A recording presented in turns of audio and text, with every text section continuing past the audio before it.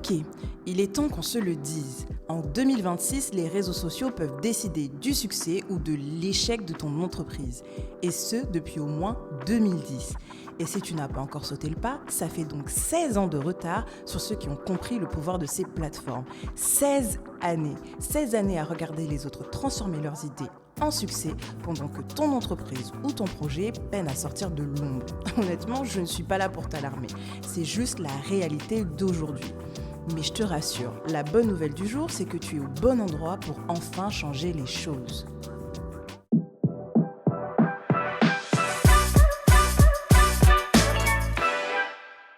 À l'heure actuelle, tu penses encore que les réseaux sociaux ne servent qu'à divertir, que ce ne sont que des vitrines pour ton entreprise ? Détrompe-toi. Ils peuvent être le moteur qui propulse ton projet du néant au succès. Oui, je ne suis pas la seule à le dire. N'en déplaise à ton scepticisme, ce n'est pas un complot finement organisé. Aujourd'hui, effectivement, quand on regarde les réseaux sociaux, on a tendance à ne voir que les influenceurs. Ceux qui accumulent les followers, transforment chaque publication en succès, prennent toute la place sur les réseaux sociaux et qui semblent avoir la formule magique. La vérité, c'est qu'ils ont simplement compris la portée des réseaux sociaux et maîtrisé les règles jusqu'à les plier à leur volonté. Mais qui a dit que ce pouvoir était réservé qu'aux influenceurs ? Depuis plus de 16 ans, les réseaux sociaux sont devenus des plateformes où la visibilité peut se transformer en un réel succès pour les entreprises. Là où avant, la visibilité se gagnait uniquement par la télévision, la presse ou les grands médias. Les réseaux sociaux ont ouvert une nouvelle voie depuis les débuts des années 2010. Et certains pionniers ont su exploiter ce changement mieux que d'autres, comme Coca-Cola avec sa campagne Share a Coke en 2012 en invitant les utilisateurs à personnaliser et à partager des canettes virtuelles sur Facebook. La marque a vu son trafic augmenter de 870% sur les réseaux et plus de 76 000 canettes personnalisées partagées en quelques semaines. Un succès qui illustre comment une idée simple, bien relayée sur les réseaux sociaux, peut créer une véritable dynamique de marque et d'engagement social. Je peux également te citer l'exemple de la marque Odd Muse, une marque de vêtements pour femmes lancée en 2020 pendant la pandémie par Aimee Smale. Alors étudiante en mode, Aimee a commencé sans budget marketing, simplement en postant sur TikTok et Instagram ses créations et son parcours. Elle a utilisé TikTok pour montrer les coulisses, partager des moments authentiques et connecter directement avec son audience, avant même que la marque ne devienne connue. En 2024, Odd Muse a généré environ 26 millions d'euros de ventes annuelles. La marque possède aujourd'hui des boutiques physiques à Soho à New York et à Covent Garden à Londres, alors que tout a commencé par des posts sur les réseaux sociaux. Et les données internationales ne laissent aucun doute. Une étude de BPI France Le Lab sur les PME et ETI montre des comportements très révélateurs. 70% des petites et moyennes entreprises et des ETI sont présentes sur au moins un réseau social. 53% des dirigeants estiment être en retard dans l'usage des réseaux sociaux, ce qui confirme que beaucoup n'exploitent pas encore ce levier stratégique. Un rapport de la Banque mondiale en 2023 montre également que les PME actives sur les réseaux sociaux ont jusqu'à plus de 38% de chances d'atteindre rapidement leur marché cible. Et voient leur croissance du chiffre d'affaires augmenter de plus de 21% par rapport à celles qui ne les utilisent pas. Dans de nombreux secteurs, que ce soit la mode, l'alimentation, les services ou encore les produits tech, les réseaux sociaux sont devenus les premières vitrines d'exposition pour les marques. Dans la mode, des créateurs indépendants atteignent des audiences internationales sans boutique physique. Dans l'alimentation, des produits comme Franui, des framboises enrobées de chocolat, ont généré des millions de ventes en quelques mois simplement parce qu'elles sont devenues virales sur TikTok. Et ce n'est pas uniquement pour les grandes entreprises. Les entrepreneurs avec peu de moyens utilisent aussi les réseaux sociaux pour générer des ventes, tester des produits et construire une communauté fidèle, parfois même avant que leurs entreprises existent officiellement. Pour illustrer concrètement comment les réseaux sociaux peuvent propulser une entreprise dès son lancement, nous accueillons aujourd'hui le fondateur de Daldalk, Saand Ahmed, dans notre podcast. Bonjour Saand, est-ce que tu pourrais te présenter brièvement ? Je m'appelle Saand Ahmed, celui qui a créé Daldalk et maintenant Caillou, restaurant fast-food initialement spécialisé dans la street food, un peu de la fusion entre la street food que j'ai pu voir à travers mes déplacements un peu partout dans le monde, mais un peu plus de focus sur la bouffe asiatique, précisément coréenne. Et voilà, donc Daldalk et Caillou. Est-ce que tu peux nous expliquer pourquoi ton concept était complètement nouveau pour les Comores ? Le concept food truck, je pense pas que j'étais le premier au bled, mais food truck pour du poulet frit et poulet coréen, je pense que j'étais le premier. Et à lancer le poulet KFC, comme on l'appelle communément ici dans la restauration, j'étais pas le premier, pas du tout. mais à lancer le poulet frit avec les sauces un peu saveur asiatique, je crois que j'étais le premier. Donc dans ce sens-là, oui, on a ramené quelque chose de nouveau aux Comores avec DagDag. Dis-moi, quel rôle ont joué les réseaux sociaux dans le lancement du restaurant ? Alors comme je l'ai dit au début, moi j'ai commencé avec un food truck en partenariat avec Nassib qui ont à l'époque mis à disposition le food truck pour moi les week-ends. Donc je travaille samedi après-midi et dimanche après-midi jusqu'au soir. Et j'étais pas connu dans la restauration, pas du tout. Oui, c'est vrai, il y avait la plateforme que Nassib a créée, tout l'engouement qu'il y a derrière la chaîne de restauration, Nassib, boulangerie, pâtisserie, etc.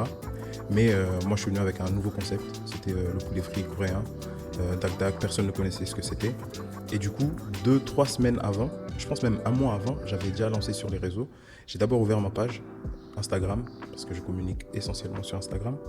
J'avais ouvert ma page, j'ai fait mes visuels, les premiers que j'ai fait avec des dessins, un petit camion, un burger je crois, ou un poulet par-ci par-là. Et j'avais annoncé la date, prochainement ouverture du food truck, restaurant coréen. À l'époque, j'ai lancé ça sur les réseaux, je savais absolument pas ce que j'allais faire sur place. Donc les réseaux, c'était pour créer l'engouement, pour que les gens se disent « Ah ouais, il y a quelque chose de nouveau, on attend que ça arrive ». Et voilà, donc les réseaux sociaux, je pense que c'est ça qui a été la petite étincelle qu'il fallait pour faire prendre tout le truc derrière DagDag. Quels ont été les premiers retours de ton audience avant même que le restaurant ouvre ? Est-ce que tu avais remarqué un engouement en particulier ? Alors oui, ils ont accroché parce que moi j'avais une façon très particulière de faire mes visuels et mes stories. C'était des dessins. Je postais beaucoup de trucs manga. Même si c'est le Japon, initialement. Et voilà, ça reste que c'est bien, c'est nouveau. Il n'y avait pas beaucoup de gens qui faisaient de la com à l'époque à travers des caractères des dessins animés, manga. Donc moi j'ai un peu utilisé ça. Ça m'avait fait peur au début parce que je ne savais pas trop si j'avais le droit ou pas de faire parler des personnages. Je faisais parler des Krillin, des Goku, plein de personnages. Et c'est comme ça que je faisais mes stories. C'est comme ça que j'annonçais l'ouverture du restaurant, du food truck. Et la particularité aussi à l'époque, je me rappelle, je mettais beaucoup d'humour, peut-être que ça faisait rire que moi, mais je les faisais aussi parler en comorien. Et donc ça faisait, tu vois, c'est comme quand tu lis des mangas ou des bandes dessinées, tu vois un personnage que tu connais déjà mais qui te dit une blague en comorien, tu es là, tu te dis ah ouais, c'est drôle. Et donc ça attirait un peu, tu sais, ça capte l'attention. Et donc, plus que le fond de la chose, c'était vraiment la forme au début. C'est comment est-ce que je vais faire à ce que les gens, dès qu'ils voient une story, même s'ils n'ont pas vu qui a posté, ils se disent « Ah, ça c'est DagDag, ça c'est le camion ». Parce qu'ils voient des dessins animés, parce qu'ils voient les Sangoku, parce qu'ils voient des ninjas, parce qu'ils voient des choses comme ça. Et petit à petit, j'ai réussi, je pense, à créer ce monde-là, cet environnement qui était beaucoup raccroché à DagDag. Qu'est-ce que tu as fait, selon toi, qui t'a démarqué des autres ? Je pense qu'il y a deux choses. Et la première, je crois, je la regrette même maintenant. Mais bon, je pense avoir trouvé aussi la solution. Bientôt. Moi, c'était pas des posts. Parce que sur Instagram, il y a les posts, il y a les stories. Donc, je me forçais à faire des posts. Mais même jusqu'à maintenant, quand on regarde bien sur mes pages, il y a plus de stories qu'autre chose. Je faisais beaucoup de stories. Mais vraiment beaucoup. Pourquoi ? Parce que je trouve que c'est plus vivant. Quand on met des stories, c'est là pour 24 heures. C'est comme si tu parlais à quelqu'un et c'est proche de la réalité. C'est pour ça que j'avais décidé, peut-être inconsciemment, parce que moi, je regardais que les stories. Je ne regarde pas les posts dans les réseaux sociaux, surtout sur Instagram. Parce que la story, ça te ramène à être un peu plus proche de la personne. Ah, elle a posté ça il y a moins de 24 heures. Ça veut dire que les pensées qu'il y a derrière ce post, pourquoi elle a posté cette story-là, c'est frais, c'est là. Donc je partageais beaucoup sur Story. Et je pense que c'est le nombre d'heures que j'ai pu passer derrière mon téléphone à créer des stories, mais tout le temps.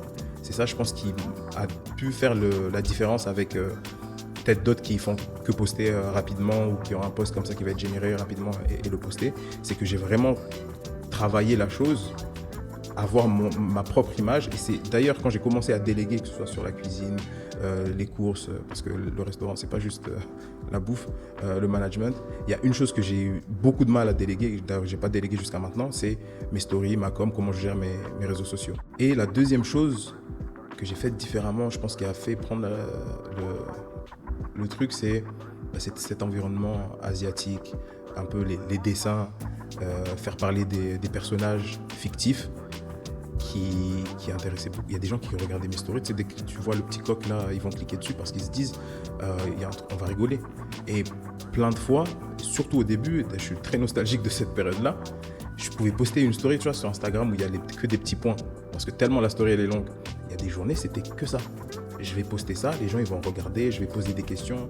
Dernière chose, je pense que j'ai oublié sur les deux points, peut-être un troisième point, c'est que j'ai beaucoup interagi avec les clients. C'était vraiment, tu avais l'impression d'être avec l'équipe. C'est que tu n'es pas juste le client qui regarde la story officielle. Je disais, ouais, est-ce qu'aujourd'hui, Dax, qui a mieux travaillé? C'est la team cuisine, c'est la team service ou c'est la team livraison? Et il y avait plein de petites stories comme ça où je disais vraiment ce qui se passait. Et donc, je pense qu'il y a beaucoup de gens qui s'identifiaient à « Ah ouais, en fait, c'est un resto qui est cool ». Ça fait qu'il y a quand même, le client, il se sent impliqué même dans la gestion du truc derrière. Et tout ça, c'était en story. Ça veut dire que tu rates, 24 heures après, tu n'as plus rien. Donc, je pense que ça, c'est les choses qui ont vraiment fait que ça a accroché. Et enfin, quel conseil donnerais-tu à un entrepreneur qui souhaite utiliser les réseaux sociaux pour lancer son activité ? Choisir quel réseau social utiliser, de 1, savoir comment il fonctionne, ce réseau. Parce que t'entends, en plus de ce genre de conseils, tu les entends de gens qui ne savaient même pas comment ça s'utilisait, qui n'ont pas appliqué ces conseils-là. Mais justement, on a essayé d'apprendre de nos erreurs. C'est parce que j'avais pas fait toutes les recherches de savoir à quel moment poster sur les réseaux. Après, tout ça, ça a changé. Parce que chaque réseau social a un algorithme. Si tu veux aller sur Facebook, comprends comment Facebook fonctionne, comment est-ce que tes vidéos peuvent arriver sur des gens, être suggérées à des gens qui n'ont rien à voir avec ton business et une cible. Pourquoi je dis ça? Aujourd'hui, je peux avoir une vidéo qui fait, un rêve, 1 million de vues. Ça ne va pas arriver, je ne pense pas de sitôt, mais si jamais ça le fait, moi ce qui m'intéresse, c'est les 2000 vues, même pas 1000 vues. Des gens qui sont sur place, qui peuvent se déplacer et venir acheter mon produit. J'ai un resto et je livre à Moroni et ses alentours. La vidéo, elle peut faire des millions de vues partout dans le monde, je sais pas quoi. C'est bien, j'ai utilisé les réseaux comme il fallait, mais ça va pas me faire gagner de l'argent. Et aussi, sache avec qui tu gères. Est-ce que c'est toi qui vas faire tous les posts? Est-ce que tu vas parler à des influenceurs? Est-ce que c'est des gens qui vont te ramener? Et c'est pas parce que tu as fait des vues que les gens vont venir acheter ton produit, mais vraiment.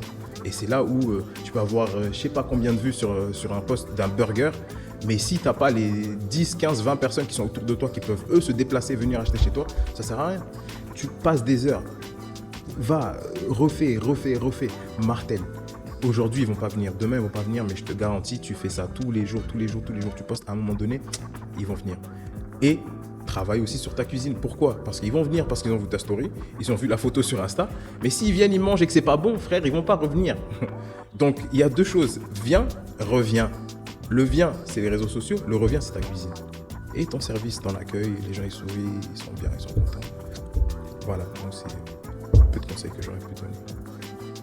Ok, merci Sandre. J'ai été vraiment ravie de t'avoir dans mon podcast et j'ai trouvé cet échange extrêmement enrichissant. Thank you. Alors, maintenant, faisons un petit récap rapide pour que ça reste bien clair.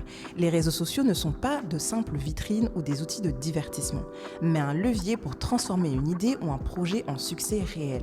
Même avant l'ouverture, ils te permettent de teaser ton concept, créer de l'engouement et mobiliser tes futurs clients, comme l'a montré Daldalk au Comores. Une identité de marque forte, un storytelling cohérent et des publications régulières sont essentiels pour capter l'attention et la fidélité de ton audience. Les chiffres le confirment, les entreprises actives sur les réseaux sociaux voient leur croissance accélérer, leur visibilité amplifiée et leurs chances de succès multipliées. Et enfin, le secret des influenceurs, ils ont juste compris et appliqué ces règles, mais ce pouvoir est accessible à toi aussi dès maintenant.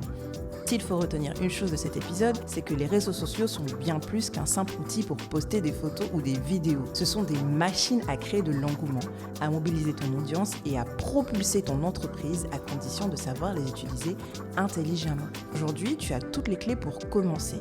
Réfléchis à ton branding, prépare ton storytelling, teste ton contenu et lance-toi. Le meilleur moment pour démarrer, c'était hier. Le deuxième meilleur moment, c'est aujourd'hui. Alors profite de ce pouvoir, fais bouger ton projet et deviens toi aussi un entrepreneur visible, impactant et viral. Et à bientôt pour le prochain épisode. Bisous!